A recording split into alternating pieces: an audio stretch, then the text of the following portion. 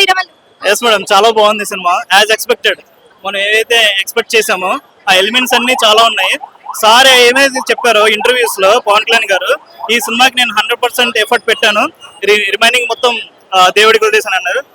నిజంగా చెప్తున్నాను, ఇంత ఇదిగా యాక్ట్ చేసింది పవన్ కళ్యాణ్ గారు ఈ సినిమానే. ఇంత కష్టపడడం నేను అయితే ఏ సినిమాలో చూడలేదు. అంటే ఇద్దరు డైరెక్ట్ చేసిన మూవీ కదా, ఫస్ట్ హాఫ్ కి సెకండ్ హాఫ్ కి మీకు డిఫరెన్స్ కనిపించిందా మరి? ఏం లేదు మేడం, మొత్తం అంతా మిక్స్డ్ గా ఉంది. ఒకే లైన్ లో వెళ్ళింది సినిమా, మొత్తం బాగా ఎలైన్ చేశారు సినిమాని. Entrance Pawan Kalyan introduction scene అయితే ఎక్స్ట్రాడినరీ. అండ్ బ్యాక్గ్రౌండ్ మ్యూజిక్ గురించి చాలా బాగా చెప్పాలి. అండ్ ఐ మీన్ కీరవాణి గారు చాలా బాగా ఇచ్చారు. ఆ బ్యాక్గ్రౌండ్ స్కోర్ వల్లనే సినిమా చాలా పుష్ అప్ అయింది. సెకండ్ హాఫ్ చాలా స్లోగా ఉంది అని అంటున్నారు. స్లోగా ఉంది, కరెక్టే. అది స్లోగా ఉంటది, ప్రతిసారి యాక్షన్ అంటే కుదరదు కదా.